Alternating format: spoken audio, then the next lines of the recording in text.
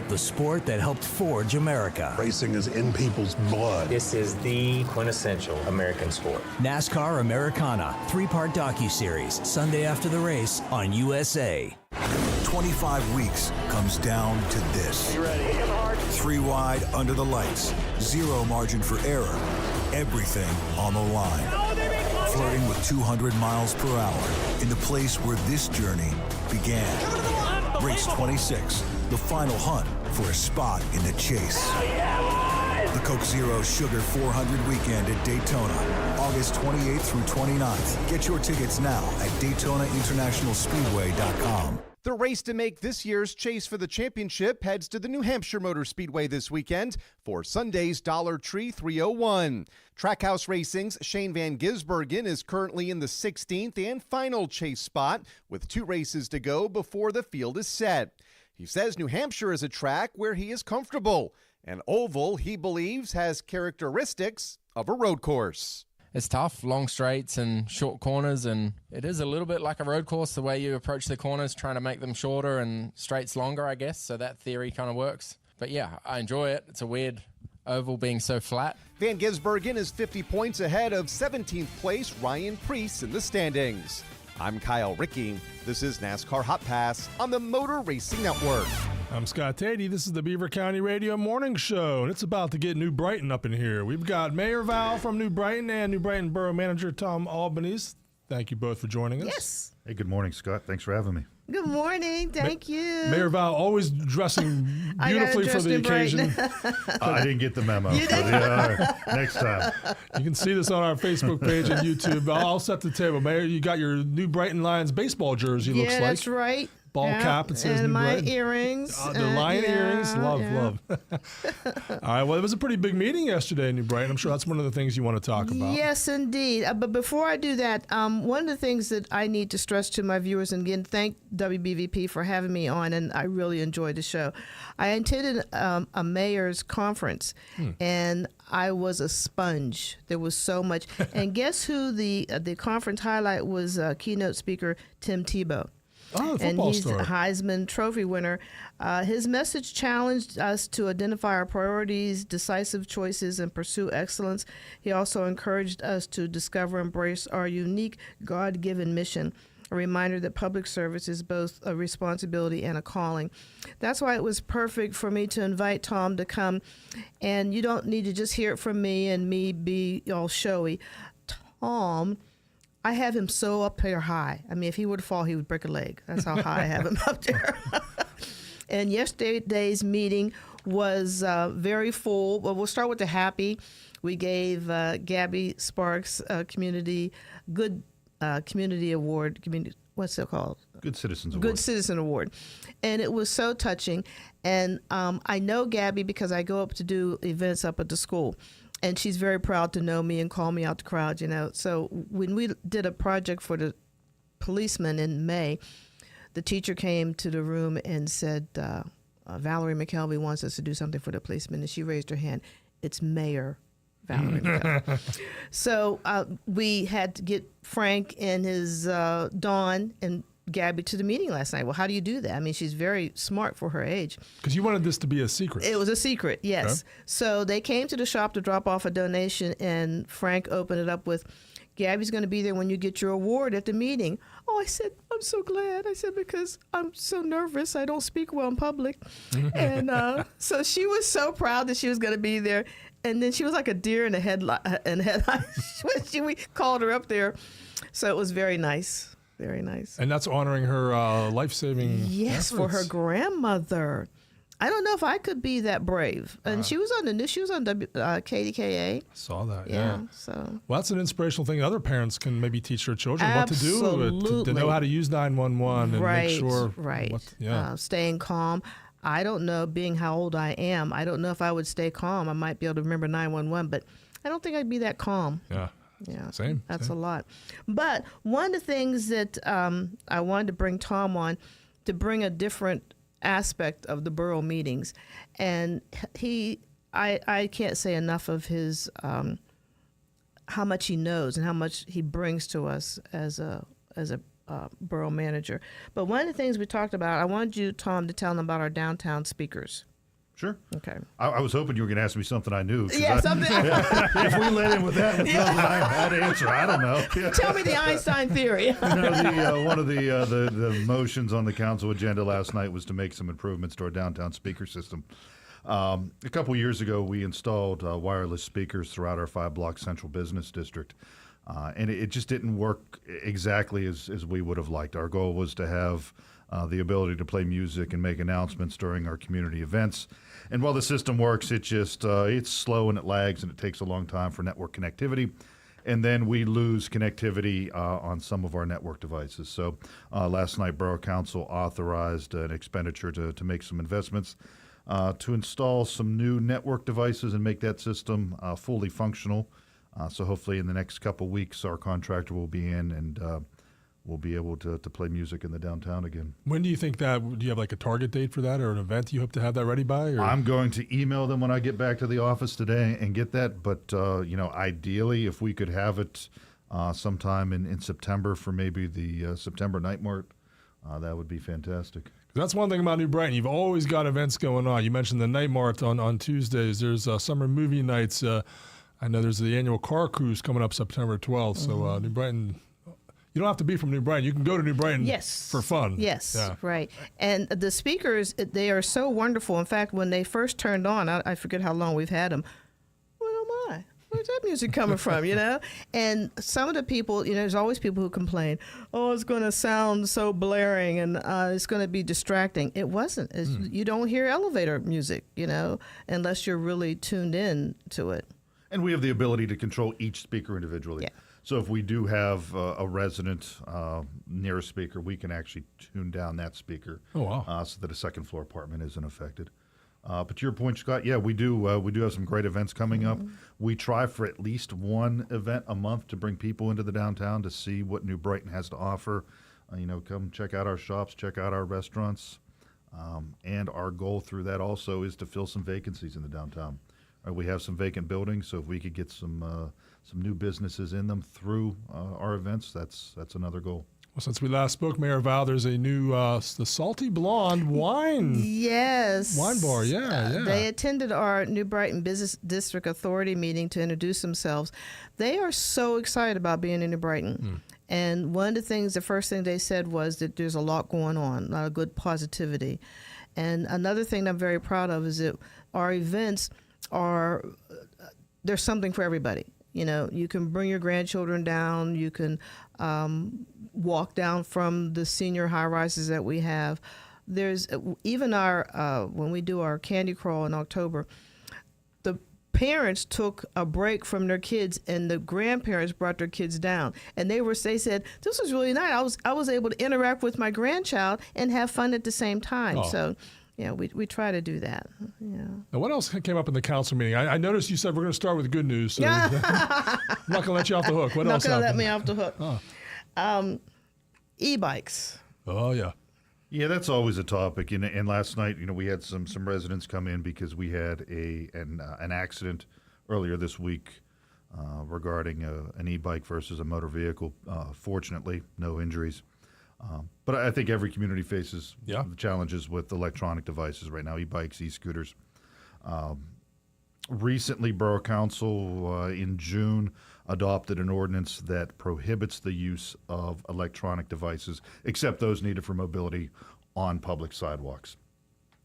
The use of those devices on public roads is already regulated by the Pennsylvania Motor Vehicle Code, so we needed to do something locally on public sidewalks.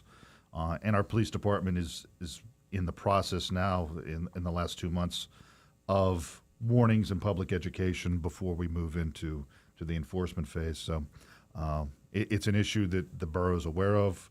I think everybody's aware of. It's just it's a hard one to tackle because, the reality is we only have so many officers on duty. They can't be everywhere at every time, so they don't always see what we see in the neighborhoods. That's something every municipality at some point. If they've got sidewalks, you're going to be dealing with it. Yeah. With my attending the mayor's conference and also the borough conference this year, those are the topics. Of course, crime and drugs, but e-bikes, and downtown revitalization. And you got to think about it. For years, small downtown was where everybody shopped. Then they did the malls. Now the malls are closing down, and now we're coming back downtown. And there's a lot of municipalities that have empty buildings. We're very blessed to have. We've narrowed it down. I think our biggest one is Rite Aid that's empty right now. Is that the biggest? That's our largest. We have several vacancies in the downtown. I keep rooting for where the Big Rock restaurant was. Someone's coming. Ooh. Yes. They are closing soon. I was just talking with the buyers yesterday.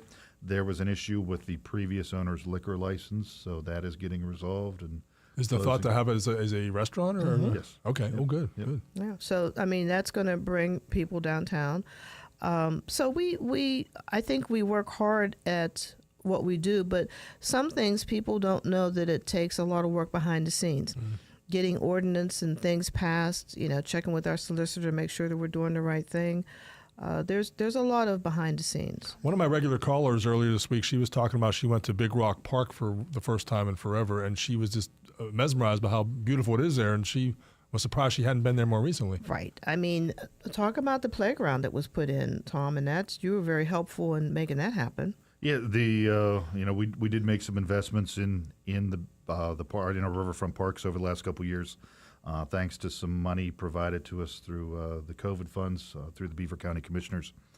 So new trees, new park benches. We put some shade structures on our river overlooks, and it's become a very popular area because of the Eagle's Nest. I guess there's a positive from a train derailment in 2007 when Norfolk Southern had an ethanol spill in that area, that there was a lot of investment there, and it really turned that area around. Good to see. Which brings us to, we have started make Falston Bridge a walkable bridge, and we have a committee started, and we're looking into making that happen, hopefully sooner than we think. What would be some positives of that? Why would you want that? We will be able to connect, and help me, Tom, to get the right words. There will be also a connection with our Ohio River road trail. It could be. So, the Ohio River Trail is in that area. The hurdles we face, one, it's not our bridge. It's owned by the County of Beaver.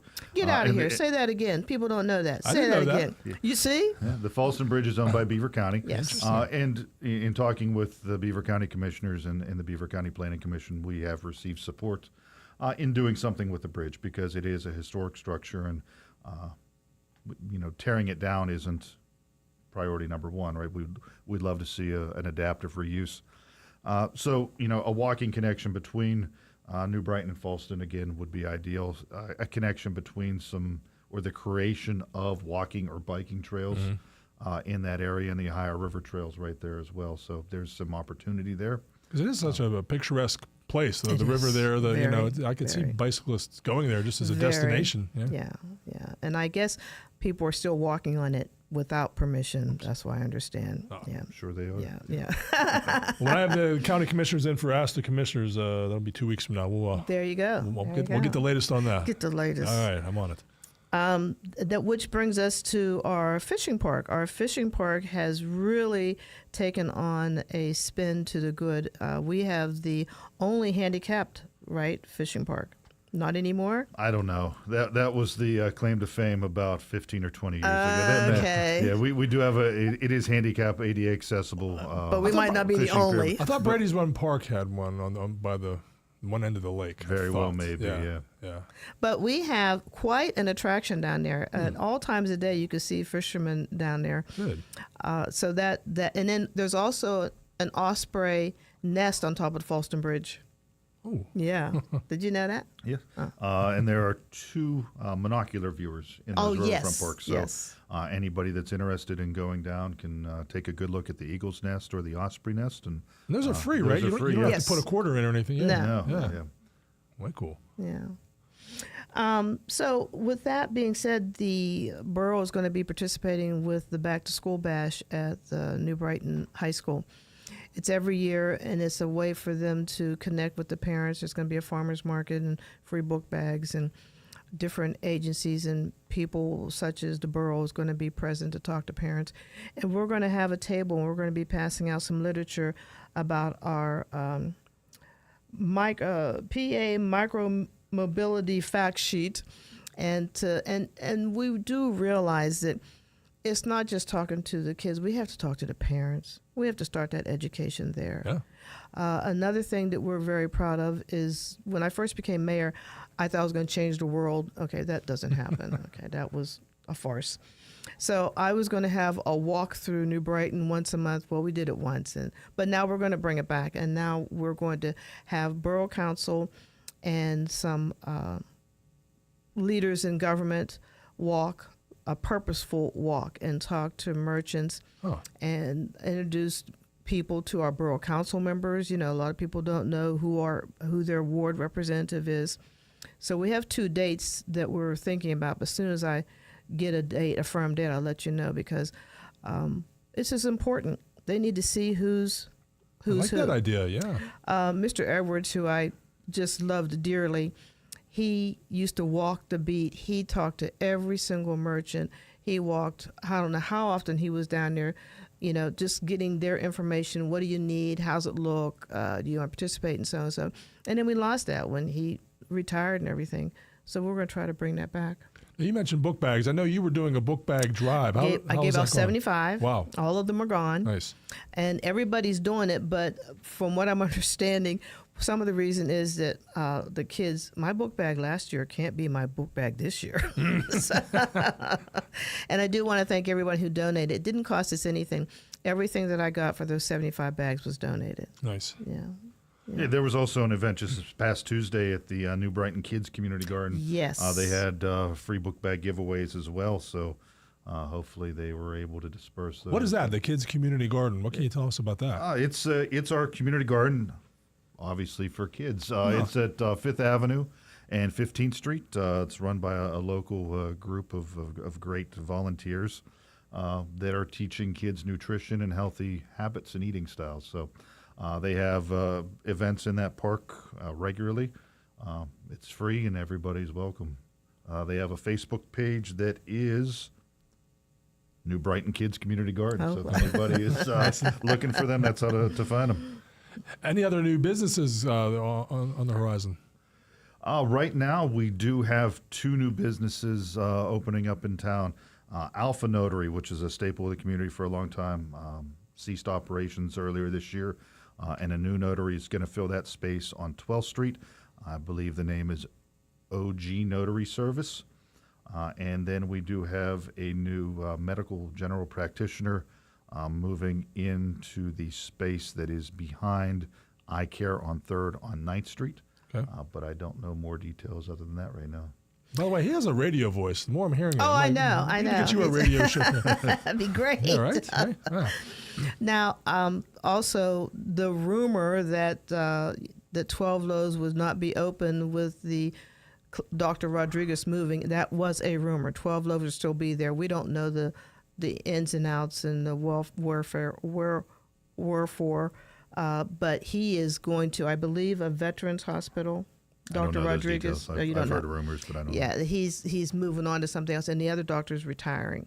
So 12 Loaves is on 2nd Avenue underneath the Rodriguez's office. So 12 Loaves will still be there, and they are an amazing resource for the area. Very amazing. So they'll still be there. I had an interview yesterday with a woman who just yesterday opened a bookstore in Beaver, and she reminded me there's one in New Brighton, too, a bookstore. Yes. In fact, Modem, Modem Mercantile on A Street. Yes, they were just part of a Pittsburgh book tour, actually, that brought people from all over the place into New Brighton. So very popular destination. And how long has that been open?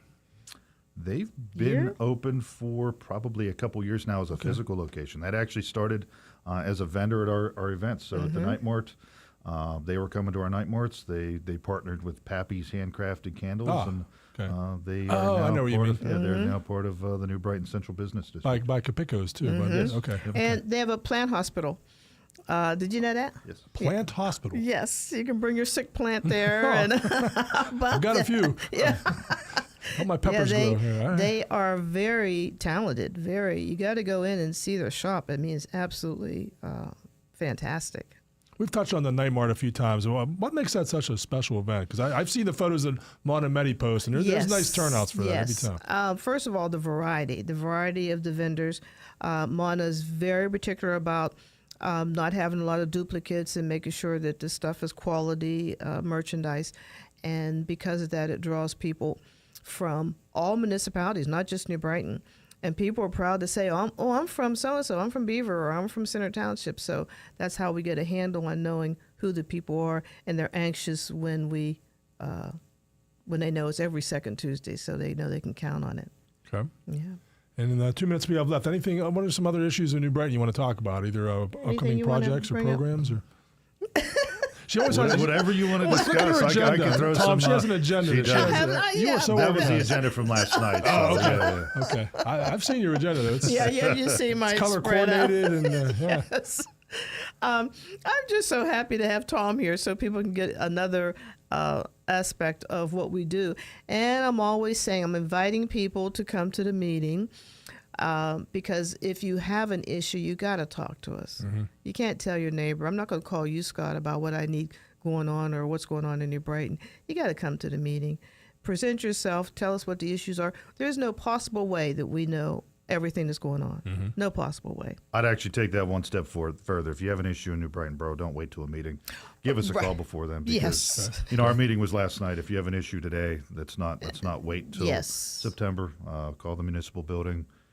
The staff there, we can direct you to what you need, and we can solve the problem. Everything I've seen from the borough manager to the police chief to the mayor, you guys are very accessible, very approachable. Very accessible, very. I have to talk about his dad. And Tom, I used to see him before a meeting. He would see somebody that we didn't recognize. He would immediately go over and say, so what we got going on tonight? Sometimes we never even had to take it to the meeting. It's something that's simple, could be, but a phone call would have saved that. Mm-hmm. I'm concerned about so-and-so, so just call us. Yeah, and what's our phone number? 724-846-1870. And we have most of our information on our website, newbrightonpa.org. Or if you need to reach us on social media, New Brighton, Facebook is New Brighton, Pennsylvania. Okay. How's the football team looking this year? I can text Johnny McCougan and find out. I haven't heard any. It's that time of year. It's that time of year. Yeah. In fact, we had a couple activities we were going to be planning, and someone said, "Oh no, it can't be on Friday. Right. Can't be." I hear Frank Sparks may be doing a little more announcing. Yes. I don't know if he's made that news public yet. So well, now it is. Good thing I didn't say it on the radio. Yeah, right. All right. Well, Mayor Val and Mr. Albanese, we appreciate you guys coming in. Keep up the great work in New Brighton, and we appreciate how you let us know what's happening there. And thank you. There's a transparency I think a lot of other municipalities could learn from. Yes. So Thanks for having me. Thank you. Take care.